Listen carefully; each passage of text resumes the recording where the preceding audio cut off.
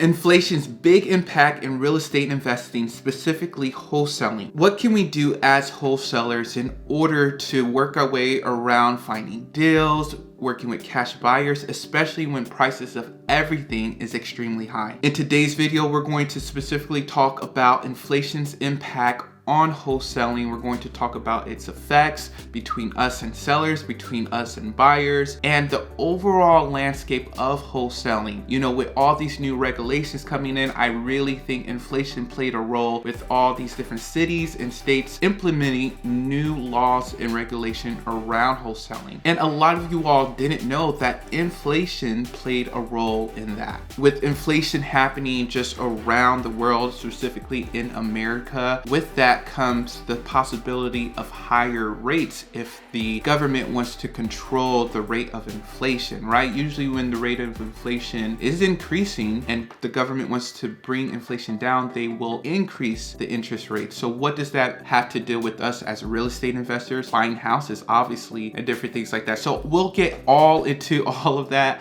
I'm jumping ahead of myself in today's video. Be sure to like, subscribe, comment down below if you have any questions. Check out the different tools and resources I use in my business if you're interested. It really helps support this channel. And let's head right into how inflation affects wholesaling. So number one, so the first thing I want to talk about how inflation affects wholesaling is by comping, right? We all are trying to figure out what's the best way to comp, how to comp, what platforms you use in order to comp. And the one thing that you have to look for or look at when you're comping is the price of the house and sold properties around that area of a house that you're marketing to. So with inflation, prices are higher. And especially with news outlets, if you're watching Fox News, CNN, whatever news outlet you're watching, they keep on pushing you all. Inflation is here. You know, your prices of your home is actually worth more than what it did just a few months ago. And so that's putting a lot of fears, a lot of thoughts into sellers' mind, thinking that their houses are probably worth a little bit more, and they are worth a little bit more, but maybe not as much as they think, right? Or maybe not as much as they've been listening to from these different news outlets. So when you come to a seller, the way inflation affects us wholesaling is that, let's say you do give them a fair offer, you know, recognizing, yes, there's been appreciation, yet they want even more, right? And so that could be a little bit difficult just navigating that conversation, saying, no, you know, maybe all fixed up, it may sell close to this range, but your house is definitely not worth this price. Another thing with inflation, with talking with sellers, is that you have to know what to offer, right? Like the regular 70% rule may not work in today's time. So you have to offer them a little bit higher than what you're used to, right? Even like a year ago. And so it's very important to look at the research, look at the sold data around your area of houses with similar beds, similar baths, and square footage, and see what's selling around your area. The other thing with inflation affecting your conversations with sellers and comping is that sellers do have more tools and resources on their side in order to know the true value of the house, which is great. Like, I'm all for the individual being able to research their property value, or, you know, the different upgrades that they can do in order to increase their property value. But sometimes when that happens, you know, if you know a little bit of knowledge, you think you're an expert at things. And so sometimes, like, I talk to sellers and say, well, I have this type of countertops, or I put this into the house, like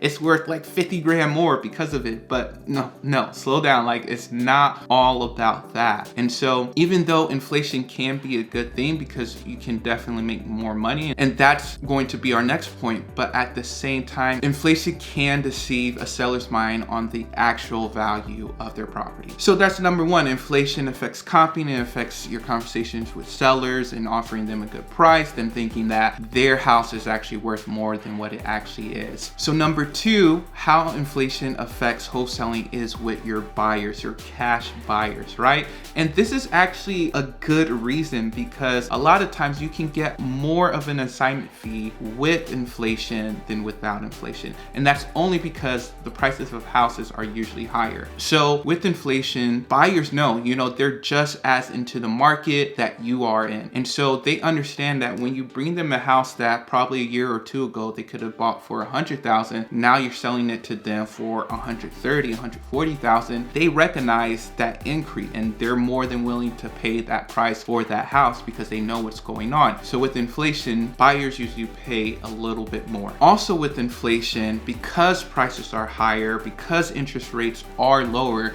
you have more institutional investors like hedge funds coming into buying properties for cash to represent their hedge funds, right? When interest rates are low, a lot of businesses are trying to take advantage of low interest rates. So they're okay with paying a little bit more than usual because interest rates are lower. And especially with hedge funds and big institutional investors, they even get a lower interest rate than individual investors and consumers. And one quick tip on how to find hedge funds is just to look at LinkedIn.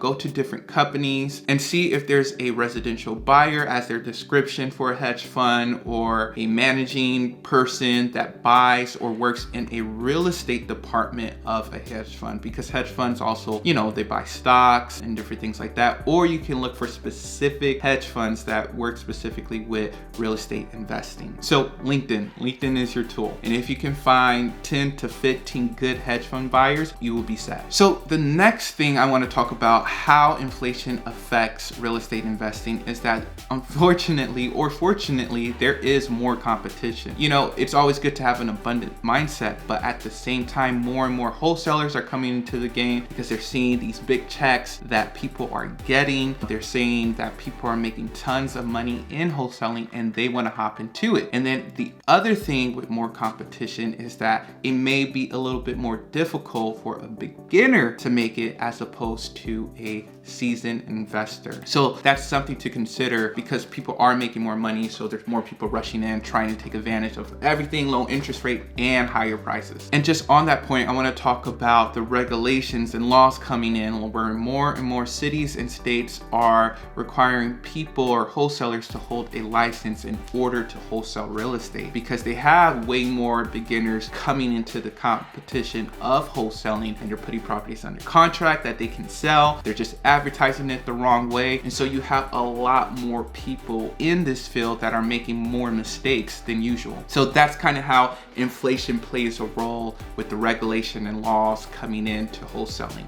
It's just that there's more people, so you're bound to have more mistakes happening. There's more beginners, so there's more beginner type mistakes happening in this field. And different corporations, realtors are seeing this and they're all like, dang, instead of us having like 10 of these happening a month, now we're having 20 of these mistakes happening a month. And so that can change your perspective and their drive to enact even stricter laws against wholesaling without a license. The next way I want to talk about how inflation affects real estate investing is that more people are moving to flipping as opposed to wholesaling. Yes, you can still wholesale and make a good amount of money during a inflationary time, if that's the word, but people are going to flipping because they can literally buy a house, flip it, hold it for 6 months and do minimal work and still make a good amount of profit just from the appreciation of that property. So you have a lot more buyers buying at a higher price and then selling at a much higher price and profiting even greater amounts. And so with that, you have to understand, because I know some wholesalers that actually pause wholesaling just to do flipping because they're all like, the returns are so much better and it doesn't make sense for me to wholesale this property and make 15, 20 grand when I can flip this property, hold it 2-3 months while I'm flipping it, and I can make 3-4 times as much. So with inflation comes more flipping and definitely more appreciation. All right, I hope you all enjoyed this video, how inflation affects wholesaling real estate or just real estate investing in general. I'll make a video soon on how higher interest rates will affect real estate investing, specifically wholesaling, because if you do some research, you can see that the treasury bond yields have increased over the past few days. And it's definitely in part of the government trying to control inflation, right? You're trying to bring it down, and so you increase your interest rates so there's less buying power. People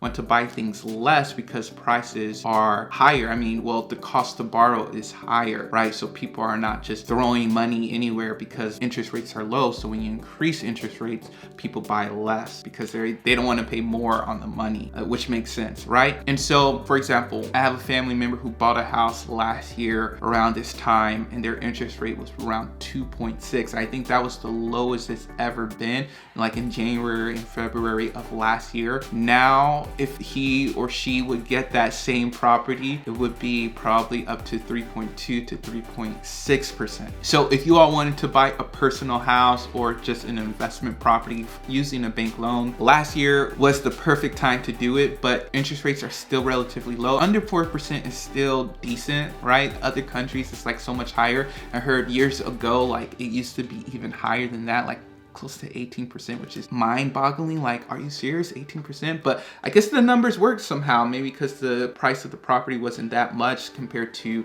the medium income of people back then. I'm not sure. But you all, there's still a chance, there's still time to make money, whether we're in inflation, whether interest rates increase, whatever it is, you know, have that abundance mindset. All right, you all, hope you all enjoyed this video. I'll talk to you all later. Be sure to like, subscribe, comment down below, and I'll talk to you all later. Peace.